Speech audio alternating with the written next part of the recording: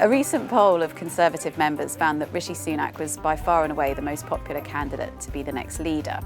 But what is his appeal? Where does it come from? Here are the 5 Ps of Rishi Sunak's popularity.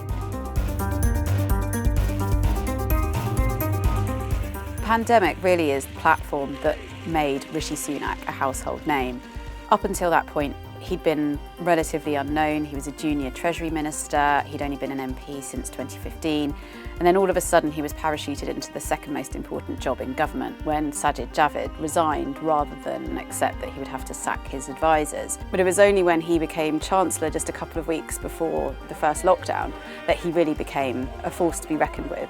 And it was evident early on that he was a competent minister. He seemed on top of his brief even in those early days, despite the fact that he was having to grapple with an unknown quantity in the form of the pandemic.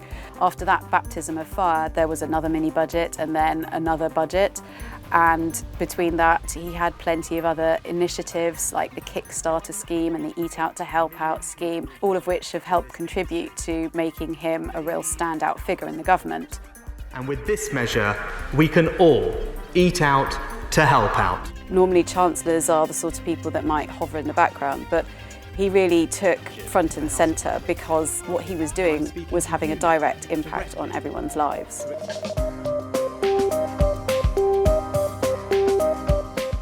Boris Johnson's charm has been built up around his lovable but clownish presence. Rishi Sunak's taken a very different approach, and one which is the perfect foil to the Prime Minister. He is always on message. He never strays from the message that he's trying to deliver, which means that there are no gaffes that his aides have to mop up. We can deliver these things and actually make sure that the support gets to people. And with that also, he always looks the part. His hair is always in place. He looks good in a hoodie. That has all kind of helped to sort of build up something of a fandom around this idea of dishy Rishi. With that also, his social media game is very strong. He's been pushing out things under the brand Rishi Sunak rather than under the Conservatives or number 10 or number 11 or the Treasury. So that means that people know his name rather than his job. And that means he's got almost as much brand recognition as Boris Johnson himself. But critically, he also knows the key to not always hogging the limelight. He knows when to shut up and go away for a little bit.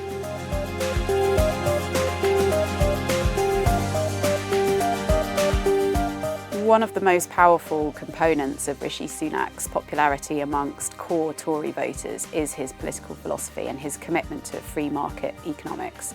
Without that, I think he would have lost a lot of support, particularly throughout the pandemic when it's looked at times as though there'll be no end to the spending. It's very easy to win shallow appeal when you're splashing the cash. But as a Conservative minister, what voters really want to see is that you know when to turn the taps off.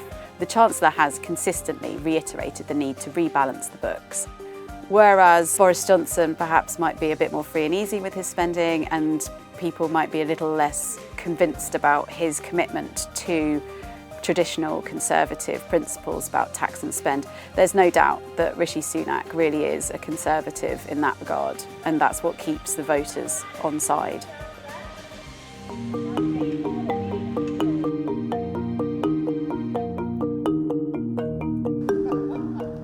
To a certain extent, one of the reasons that Rishi Sunak has been so successful is luck. He hasn't really been up against a particularly powerful opponent.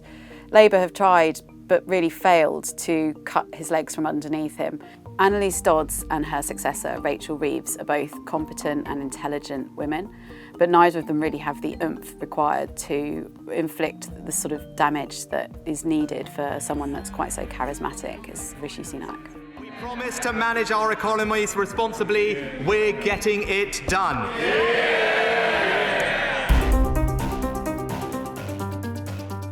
In recent years, the Conservative Party has faced a bit of a struggle in terms of working out where its next leader might be.